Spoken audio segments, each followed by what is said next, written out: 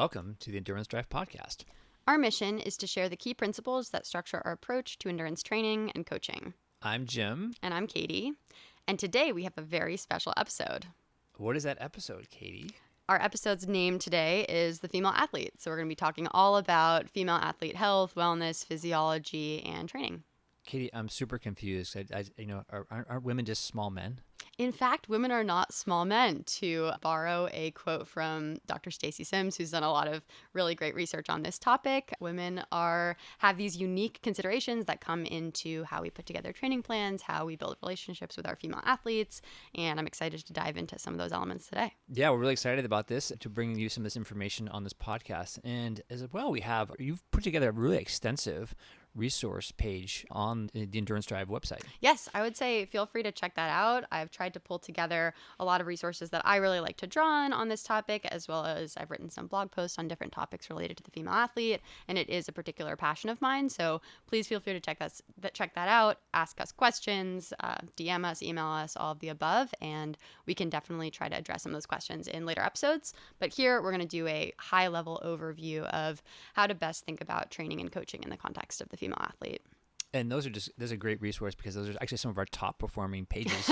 I'm glad to hear that. Yay. We love the website analytics, and we love that there's a lot of interest. Which must mean that Katie kind of knows a little bit about this topic, if you will, right? I would say it's a little bit that I know things about this topic, and that deep dive has been really motivated by me just wanting to get answers to questions for myself and then for my athletes. And then that's also led me to think about other life stages that might not be yet super relevant to me, but eventually will, as well as the athletes that I coach. So yeah, it's been a little selfish and I've learned a lot so far. And I've also become very aware that there's a lot of gaps in our knowledge in terms of the scientific research.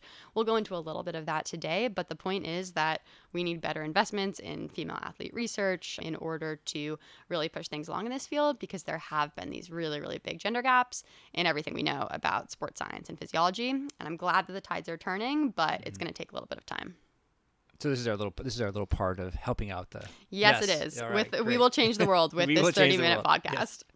So can you start taking me through? We obviously coach both males and females. So how do you think about coaching, just in general, females differently than males? Yeah, so the first thing that I'd like to point out actually is that the key principles that structure our approach to endurance training and coaching are not actually that different between men and women. I still think it's really important for women to be doing big day race simulations, and of course to be doing lots of zone 2 and to be doing strength work and everything like that. All the things that help us develop training plans are going to be relatively similar between men and women, and I really don't want to give the impression that women can't handle the same type of intensity and volume that men can. However, I think there are a lot of nuances when it comes to health, wellness, and physiology that just provide a unique set of considerations to take into account when you're developing training plans and building relationships with athletes. So those considerations kind of color our approach to training, and I think that's probably the best place to start for today. And probably those nuances, I assume, there's sort of different life stages of an athlete, right? So from a young athlete all the way through pregnancy, middle age, that type of thing, right? Yes. So can we start there? Let's start with the young female athlete, maybe sort of high school, college age. Absolutely. And so we both coach the Dartmouth Club Triathlon team. So we actually work with a lot of young athletes. A lot of them are, 17, 18 joining our program and then graduate through the program. And then we coach a lot of, mid-20s and stuff. So I think that's a great place to start. And the first thing that I'll note that has had a lot of additional light shed on it recently in the research world is that male and female puberty is a little bit different, and often younger girls going through puberty will see this little bit of a performance plateau, whereas young boys, they're getting this boost of testosterone and they're just getting faster and stronger. And a lot of the time, you have girls who are generally being coached by men. They're very confused about maybe why their performance is dropping off in endurance sports, and it is just these natural body changes that are happening. And I think the biggest take home that we've learned from these changes is that just if you ride the wave, you will come out on the other side, and you are not going to plateau and get slower forever, but there is a lot of patience that needs to go into this process. And as a coach, so often I've seen this thing where, younger girls are going through puberty and then eventually are seeing these performance changes in their endurance sport. And it's really hard because they'll start to resist those changes because they feel like they're impacting their performance a lot. So that's a time when we do see female athletes really at risk for developing different types of maybe disordered eating patterns or slipping into what we call relative energy deficiency in sport. Similarly, we see a lot of menstrual cycle disturbances at this time in that population. And this all has really, really negative consequences on overall development as an athlete, on long-term growth, on bone development even. So there is this very close connection between underfueling, overtraining, getting enough estrogen to fuel bone development. And at its worst, that can lead to, stress reactions, bone stress injuries, stress fractures. And I mention all of this because we do see it so much in, for example, the college athletes that they're coaching. Maybe they've come out of high school programs where this has been a challenge, and they've just never really been taught to work with their physiology rather than against it, be patient, and keep in mind how important it is to fuel yourself properly. So as a coach, what I'm thinking about in the young athlete population is, are you getting your period regularly? That's a really, really good indicator of health at this time. Are you getting support from your coach on how do I fuel myself properly for endurance activities? And this isn't even necessarily, Ironman athletes. We don't really recommend that our younger athletes are doing Ironmans or training for marathons. But even at the sprint and Olympic distance triathlon level, there are a lot of really big demands. And the window of, being a little bit under on fueling is so small. You don't really have any space to be under fueling during that time. And so, yeah, it's a matter of having candid conversations about the menstrual cycle, also having candid conversations about nutrition and fueling, and connecting people to resources if they need them, medical resources, nutritionists, therapists, etc., such that they're not falling into any type of patterns of low energy availability, relative energy deficiency, etc. You mentioned riding the wave. Can you kind of go back up a little bit and sort of give us an example of maybe a high school runner, maybe somebody starting off, a young female starting off, maybe 8th grade or junior high or starting high school, and it's just blazingly fast, right? In 9th grade, for example, right? Yeah. And then all the changes that sort of happen through high school and then maybe through college and beyond.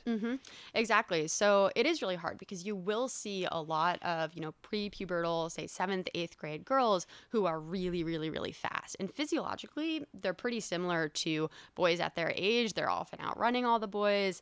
It's a time where you feel like you're really unstoppable. But as soon as puberty comes along, you do see kind of changes in body composition. You do see more fat mass coming on, and all of that is completely normal. You cannot outrun it. You can't avoid it. If you do, it will be really bad. But we find that the best thing that you can do is just be patient during that time and think about the ways in which you can be building other types of skills. So work on, run technique during this time where your body might be changing a little bit, and know that it's okay if your paces aren't the same as they were in 7th grade, because if you respect that process, there will be a time, later in high school or early into college where you really, really can tap into much stronger paces than you had even before. But it does take time, and it takes, a lot of support. I think coaches need to be well educated on this process, because if they're not, they're like, why are my athletes getting slower? And often, that gives a lot of pressure to the athlete to try to do what they can, stay the way that they were in 7th or 8th grade, such that they can continue the same paces. But at a certain point, the wheels will come off there. And so if we're getting athletes, say at the college level, who have maybe resisted that process, or we're a little bit later into puberty and are going through that as freshmen or sophomores in college, that's where we just see a really, really precarious time, and we need to be supporting our young female athletes through that. I think as a male coach, what kind of questions should be asking? Both, I guess, as a female and a male coach, but particularly as a male coach, what's the best way to sort of approach that? Say you're a high school track coach, right? And you do have this blazingly fast young gal, right? And then suddenly they're getting slower, right? And so how do we sort of message or talk about this with our athletes? Yeah, so I think everyone needs to be more comfortable with having these conversations, for example, about the menstrual cycle with their athletes. Make sure that they're on, or they're, not skipping periods. That's a good sign that something is off hormonally. Having conversations about nutrition, but more broadly, just having a conversation about, hey, this is the reality of what puberty looks like, giving stories and experiences about how, professional athletes have developed. They're not having their fastest years in 7th grade. They are having their fastest years in their mid to late 20s often, or even early 30s. There's more and more research showing just how late that progression is. And some of the best runners out there are having really strong performances into their mid to late 30s, even early 40s for some, triathletes. And so just reminding people of that and trying to support them through it, I think, is important. And I think especially if you're a male coach and you feel like it's difficult to broach those subjects, or, the girls on your team might not be that open to it, bring in other experts. So think about who different trusted individuals, role models, mentors are in the community that can come in and just have a conversation with people. Mm-hmm. But I would say the more that you're talking about this, the less taboo of a subject it's going to be. And just think about these indicators as something just like, hey, like, does your elbow hurt, or where's your heart rate at? We should be thinking about the menstrual cycle and nutrition and all these different things in the same way, body changes, puberty, etc. Mm-hmm. Yeah, I think as a male coach is really recognizing that your young male athletes and your young female athletes are going to are on a very different development pattern, right? We often see this huge amounts of speed and power from these young men, right? And then, as you say, women tend to, if we ride that wave later on, you will hit your stride, if you will, right? Yes, you absolutely will. And I think that's definitely an experience that I had, was not hitting my stride until a lot later, and also kind of resisting the forces of puberty that were taking over. So I spent a lot of my early college years, going through a lot of injuries, multiple bone stress injuries, irregular cycles and everything. And a lot of that was just not really understanding what was going on. And I think with a little bit more knowledge, a lot of those outcomes can be avoided. And then, of course, bringing in experts when you need to, when we have slipped into more of this, relative energy deficiency / disordered eating, etc. territory, I think that's where you're going to want to bring in experts, but hopefully we can avoid some of that if we have a better set of education and resources at the earliest stages. With your female athletes, do you do cycle-based training? Yeah, that's a good question, and I get asked it a lot with new clients. Do I train around the menstrual cycle? Do I develop training plans that respond to the menstrual cycle? And I would say that in general, I don't always do this for athletes, because at the end of the day, you can't control where your cycle is going to be on race day. So sure, maybe you could say it's January, and I think probably if my cycle is completely normal in the same amount of days, then I'll be here before this Ironman. But this stuff can change all the time. We know that. And for that reason, I don't want people to feel like they can only ever hit it hard and have a really strong performance, for example, when they're in the lower hormone phase of the menstrual cycle. And just to zoom out, this question comes up a lot, because there is some evidence, it's very suggestive and it's very much still in progress, but there's some evidence that, people feel a little bit worse in the second half of their menstrual cycle because hormones are higher, body temperature goes up a little bit. In general, sometimes people just tend to feel a little bit more sluggish and not exactly themselves, whereas in the first half of the menstrual cycle, that lower hormone phase, people often feel just these great bursts of energy, and you can hit it super hard. So yes, we could develop training plans that make you only hit it hard during those first 2 weeks and then back it off during those second 2 weeks. And you'll see that, for example, a lot of menstrual cycle tracking apps will recommend things like that. But I really do think that learning to train throughout the menstrual cycle can help you think about just what your expectations are. How might I feel, doing a track workout when I am PMSing, for example, relative to in the first couple weeks of your cycle? And that can help you develop expectations. So if it really doesn't feel that great, that there's a good reason why. And let's come back to these hormonal shifts that can mentally just help you grapple with the fact that sometimes you're going to feel better and sometimes you're going to feel worse. And that all speaks to the idea that even if I'm not developing a training plan that's exactly around the menstrual cycle, I'm having open and candid conversations with my athletes about, like, okay, if this didn't feel great, let's think about why. Let's think about physiologically under the surface what's going on.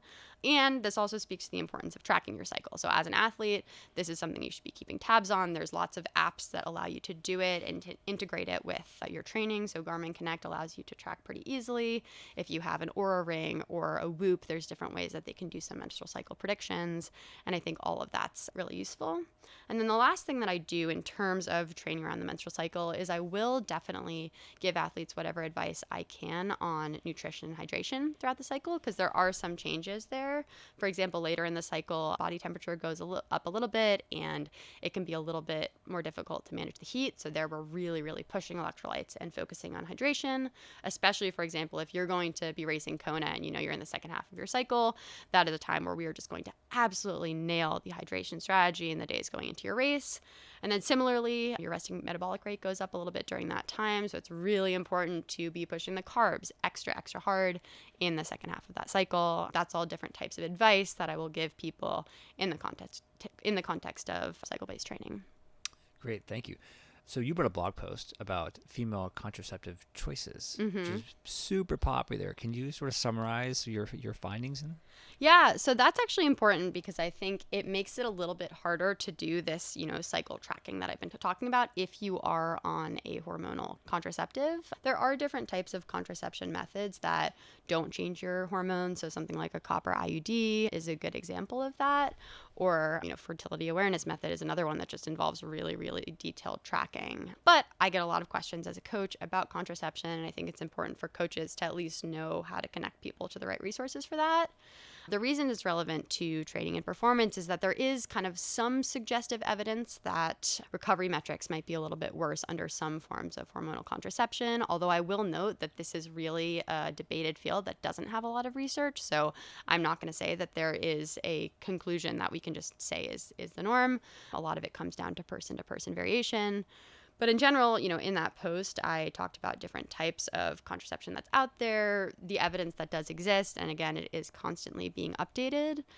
But I think in general, you want to keep in mind that any type of changes to your contraception routine, especially when they are hormonal, can have effects on just how you feel overall that can impact training. So I've definitely had conversations with athletes about, if you can, waiting to switch up that routine until you're in the off season so you just have a little bit of time to let these things settle is really important. And then just doing your research, talking to your doctor, talking to friends who've had different types of contraception and figuring out even anecdotally what their experiences have been can help you get a better handle on just the range of experiences that might be expected, and then being able to think about how that weighs into your considerations about training. So the opposite side of that, let's talk about babies and pregnancy. Yes. Yeah. Yeah. So this is definitely the opposite side of the contraception conversation. I would say the field of research on training during pregnancy is very, very underdeveloped. It's very new. Number one, I would say the very best advice is to listen to your doctor. But I would say that in the medical field, traditionally, there was a lot of, guidelines that weren't really grounded in science. So there were some sort of arbitrary heart rate caps that are put out there.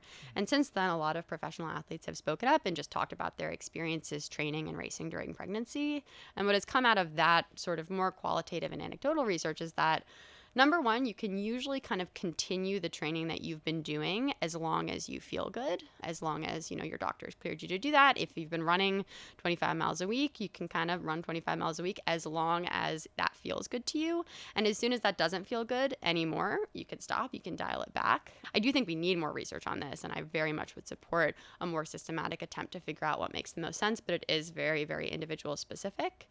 And then related to this, I think there's growing research on how you're getting back into training postpartum. So in general, I would probably not recommend I'm going to do a race as soon as I can right after having a baby, but you should go by feel. And there is really good evidence, I would say, that people can return to pre-pregnancy performance levels or even better than that. We've seen a lot of really incredible performances by female athletes who take some time off to have a baby and then get back into training. Again, that's going to depend a little bit on what your training looks like. Of course, if you're a professional athlete and it's your job to get back to that heavy training, there are really big incentives to push that. And of course, childcare is always going to be really challenging to figure out in this context. But in general, we would say that pregnancy is not the end of your career as an athlete if you don't want it to be. And we need a lot more research on exactly what that looks like. And in fact, it seems it could be a performance boost. It could potentially be right. a performance enhancer, which is really, really exciting and very much goes against the narrative about it. And I would actually recommend there is a great New York Times short video by, I believe, the marathoner Stephanie Bruce about the experience of training during pregnancy. And honestly, a lot of the hate that she got during that process that's not grounded in real science. So definitely recommend just checking that out for sort of kind of like an opinion piece. But it's a tricky field and it needs a lot more research. Yeah, thank you. Okay, let's jump ahead a little more to sort of, we have a lot of, middle-aged triathletes, if you will. Mm-hmm. What's the Yeah. considerations there? So that's a point where as a coach, I'm going to be starting to think about peri-menopause, menopause, and how training changes during that time. That's also an area that is very, very under-researched, but there is a lot of new stuff coming into it. So I do recommend, I think the book is called Next Level by Stacey Sims and Celine Yeager, that goes over a lot of the considerations we should have in mind during that time. It is a a challenging time hormonally, just like puberty is a challenging time hormonally for female athletes. But I think the upshot in terms of training is that that is a time to continue doing really good strength training, heavy strength training, because it's a time that, muscle mass can really start to decline. And middle age is a time that muscle mass starts to decline for both men and women. So eventually we'll do an episode on the masters athlete, for example. And a big upshot of that will be you need to continue doing a lot of really, really good strength training, but lift heavy. If you're not comfortable with that, it's a great time to learn. So even if you haven't done much heavy lifting for your whole life and you haven't really seen too many changes in your muscle mass, this is a time where you might actually see those changes. And it's extra important too, because this is also a time where these hormonal shifts can impact bone density in women. And just like we talked about concerns about bone density early on in female athletes, we're concerned about them as well. Osteoporosis, osteopenia happening in the later stages of life. So lifting heavy can help a lot with that. And then the other thing I'm thinking about a lot during this time is continuing to incorporate some good speed work. So again, zone 2 always matters, but if there ever is a time to not say, okay, just do a ton of long, slow distance all the time, that is during this time. I probably here want a plan where, a triathlete who's say 55 or something is going to be doing a good amount of strength training, maybe 3 days a week, doing some good hill bursts, doing some good speed work in the context of their zone 2 work, just because it is so important to maintain that speed. Endurance is something you can kind of do forever, and the speed will start to drop off if you're not actively working on it. So it's been fun to work on that. And I would say too, menopause and perimenopause can be sort of regarded as a time where performance really declines, but I have seen people have some of their best performances later in life, and that does not mean that, your career is over, especially if you're getting into sport a little bit later. I think it's a really exciting time to push the limits of what we might be able to do. And we're going to have probably some guests on, Yes. on the podcast, and folks exactly in that who have hit middle age and are just getting faster and faster. And so we want to unpack like what are they doing, right? And probably some of the stuff is strength training and really running fast. And, Yes. and they have decades of aerobic foundation under their belt. But yeah, how are they getting faster? So Absolutely. So yeah, we'll come back to that topic quite a bit, and I will underscore that menopause and perimenopause, this is another area where we need a lot more research, but it's exciting that it's starting to happen. And I would say don't assume that your career in endurance sports is over at this time just because you're going through a lot of physiological changes. I'm going to talk about gear. Yeah. Because I always want to talk about gear. Yes. And Okay? we will, of course, Yeah. have a full episode on gear and apparel. We love gear as much as we love Zone 2. So talk to me about, do you have any recommendations for female athletes for different types of gear that they should be using or focusing on? Yeah, that's a great question. And I would say that a lot of issues with endurance gear right now is, often in order to make the women's version of a bike or something like that, it's just a shrink it and pink it. So we're going to make it a pink color and we'll make this thing a little bit smaller, but that's often not really meeting women where they're at in terms of physiology. And there's often not a lot of companies that are actually using women as testers in their products and processes to make sure that their products work well for women. So I would say a few women specific things that need a little bit more investment in product development are things like bike saddles, bike shorts. A lot of these, the women's versions are not that different from the men's versions. And there are a few different brands that have really tried to push against that. So I can absolutely link some of those on my female athlete resource page, and you should reach out to me because I promise I have tried every single bike saddle in the world, and I have settled on a few that work well for me, but it's been quite the journey, as well as bike shorts, sports bras, etc. All of that stuff needs more research and investment. It is happening, but those things can really impact just how you feel, and you don't want to feel like your race didn't go the way that you wanted it to because you had a gear issue. That's something that you can control. And so, we are always curious too to hear your recommendations for different types of women specific gear, packs that fit well if you're a trail runner, for example. It is not always true that just the men's version in a size small is going to work for women. And so we are very open to those recs, and we do encourage you to check out our female athlete research page. Speaking of pages and resources, what other resources should folks look at? You recommend? Yeah, Additional reading? so I have a couple of different recommended reads in this female athlete domain. I would keep an eye on, there's a couple of different websites that put out really, really great articles, like Outside Magazine, Trail Runner Magazine in general, are putting out some more content in the female athlete space. But I also have a couple of favorite books that I would recommend all female athletes pick up. So one of them is Roar by Stacey Sims. That has to do with just a primer on all things female athlete physiology. And Stacey Sims has some excellent podcasts as well that I recommend listening to if you really want to get into the weeds of that physiology across the life stages. I already mentioned Next Level, which is sort of the second installment of that book and focuses more on things like menopause and peri-menopause. I really like the book Up to Speed by Christine Yu. So that is basically a primer on everything we know and don't know about female athlete science and sports science research. And I said wow out loud many times reading that book, just understanding some of the gaps that exist still in, almost 2024. We're still seeing these enormous gaps in sports science research, but excited that that tide is turning a little bit. And then one of my personally favorite books is Good for a Girl by Lauren Fleshman. So that takes us back to this sort of early stages, the young female athlete, the challenges of, elite training, especially in the running world, changes related to puberty and how that has led to a lot of challenges in that specific population. So that's really a great combination of personal experience, memoir, as well as really great sports science research as well. And I definitely recommend you check that out, even if, you're later in life, you're no longer in that age group. I think this speaks to female athletes in the endurance world really across the board. And as a male coach, I really enjoyed Good for a Girl. I learned a ton, and so thank you for recommending that. And I recommend that for all male coaches to check out that book. Absolutely. Well, thank you for asking all these questions, and we are hoping to do deep dives on some of these topics in later episodes. We will always be coming back to elements of the female athlete. That's something I'm super passionate about and that we like to advance a lot at the Endurance Drive. And Jim, thank you for your willingness to learn and develop as a coach as we're getting this new research. Thank you, Katie, for your expertise and for educating all of us. Awesome. Well, we'll talk to you all soon. Check out that female athlete resource page at theendurancedrive.com, and we're excited for future episodes.